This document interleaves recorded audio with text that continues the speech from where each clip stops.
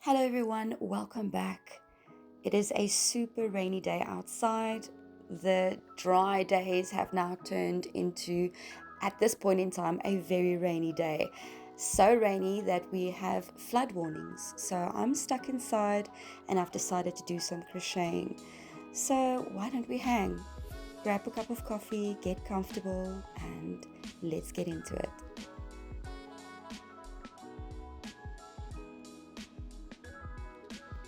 So as I'm checking out this beanie, I see that I actually messed up the pattern. Now I'm contemplating what to do.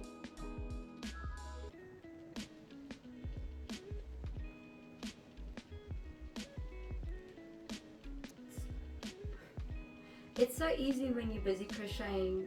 Well, for me, it's easy to get absent-minded and then kind of forget which stitch I was doing.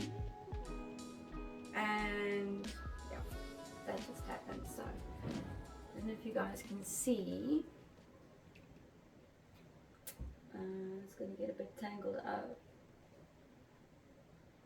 Okay. Yup. Okay, in elk geval.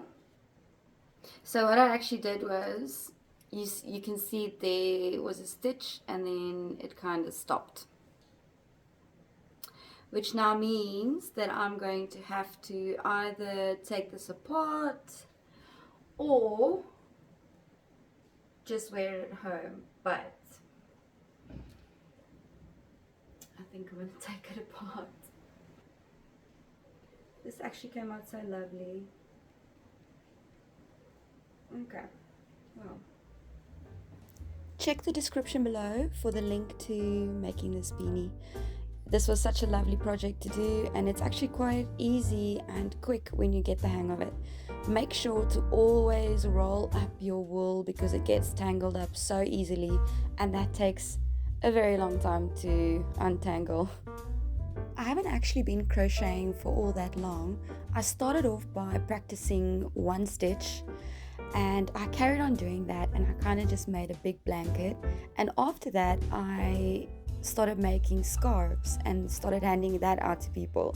And then when I got the hang of it and my speed was where I wanted it, I then started watching YouTube videos to see what stitches I could combine and what patterns I could follow and if I could actually put something together. And I have since practiced on the beanies, making beanies, and I've made 3 beanies that I'm not proud of, and this is actually one that I'm a little bit more proud of, but I'm still practicing. So let me know if you guys found any cool sites or any cool links to cool crochet projects that I might also take on board for myself. It's actually very easy if you follow instruction relatively easily. Today it is Tuesday and it's still raining, and the predictions are that it will be raining until next week. Shows till Monday, could be further than Monday. So that's good. You know, we need the rain, obviously. Doggos are inside, I'm inside, and everything is soaking wet outside.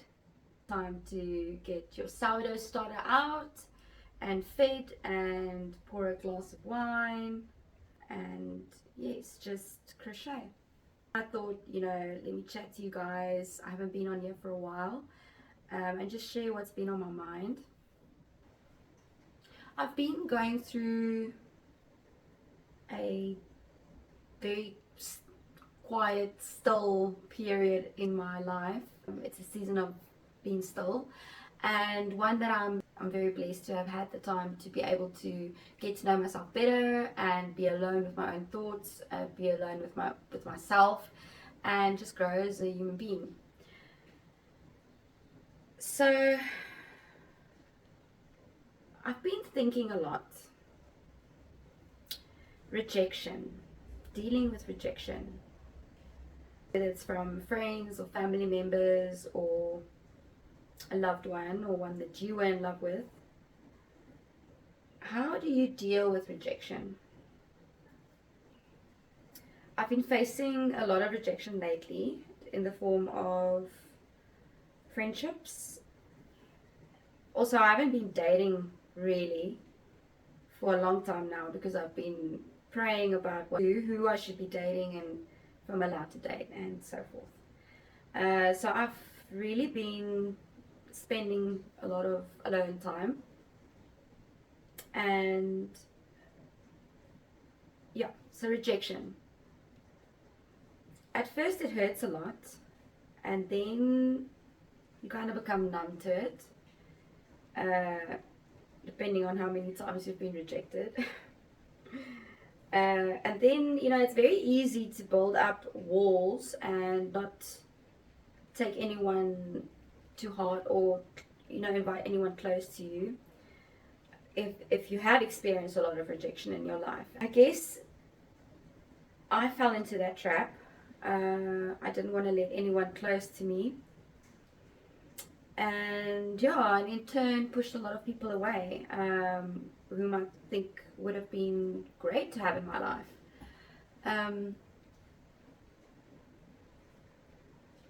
But in doing so, I also learned that I rejected myself a lot in my life as well. So as I grew to love myself now a little bit more during this time that I, basically was, ek het by die Here se voete gelê. I was lying at the feet of Jesus, and I was just praying about everything and crying out to God about everything that was happening in my soul, So, and the answers that I received were almost always, be quiet, be still, be still, be still, and wait and know that I am. There's a great lesson in that. And what I've also come to realize was a lot of the people that ended up rejecting me or stepping out of my life, they weren't really all that great for me to start out.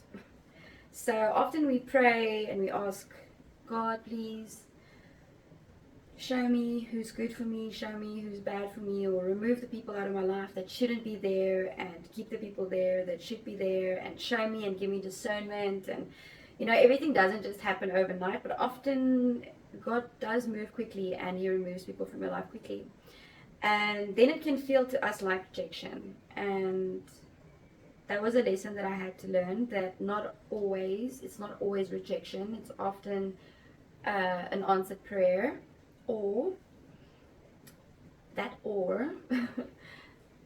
you also need to ask God, was there something that maybe you did that you need to speak to them about? Because there were times where I was in the wrong and someone stepped away from me, and I had to do some soul searching, and God showed me what I did, and I needed to make right and phone that person and say, you know what, I'm sorry. And that's not always easy. No one wants to be wrong, but it's good when you can learn to be wrong, isn't it? Or learn that it's okay to be wrong, and learn from your mistakes and not do it again. So I was contemplating whether I should actually keep this as a headband and not make it a slouchy beanie. Or I think I might go to a slouchy beanie. But it really does look cool if you just make it a headband,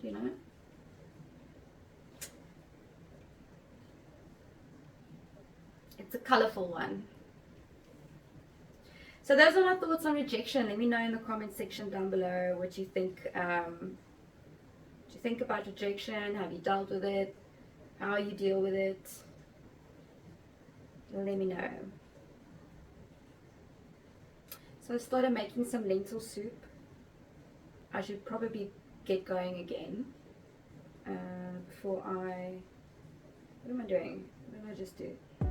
So as I was saying, I am going to finish up my dinner, and yes, put this beanie one side for now. Let me quickly feed my sourdough starter. As you guys can see, around the flour, the bubbles has already come up nicely to the surface. That just means that your sourdough starter is nice and active. So what I normally do is I add 4 tablespoons of flour, and then I just sort of add water and keep stirring until I get the right consistency of what I think the sourdough starter should be. This sourdough starter is called Blomiki, and she has been alive now for going on 3.5 years. So really love this sourdough starter and has already fed a lot of people. As we go along, I'm just going to show you as I keep stirring the consistency and what it should be like. I have to also just mention that I already discarded from the sourdough starter before I actually fed it. Just always remember to discard before you feed. Why do you have to discard? Because it will build up too much acidity in your sourdough starter if you don't. Don't throw away your discard though. You can use that to make something really delicious, which I will show you in my next episode. Always make sure that your hands are super clean when you are feeding your sourdough starter, and make use of 2 spoons where you can use the clean spoon to scrub off the sourdough starter from the spoon that you were using to stir it with. As you can see, the consistency is nice now. It's just a little bit thicker than pancake batter. For those of you living in South Africa, you would have noticed that I'm using a glass coffee jar. This works perfectly well to actually start your sourdough starter in and also to keep it alive.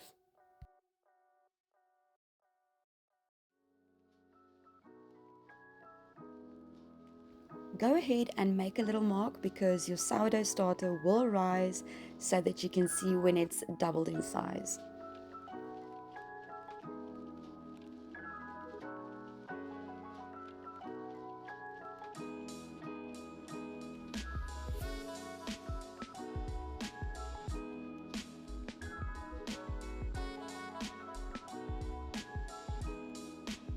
What was meant to be a lentil soup then turned into lentils with rice, cabbage and some game meat. It was actually gemsbokvleis, which is some wild meat that I had in the fridge, and it was absolutely delicious. I actually didn't even plate it up to take a nice photo for you guys.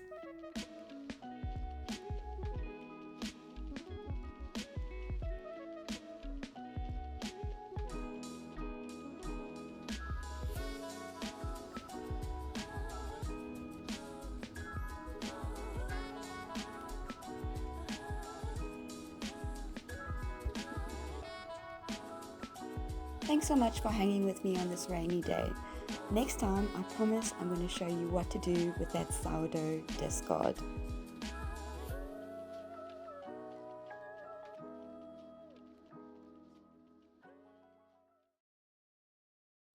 Until we meet again, remember, be the light that you wish to see in this world.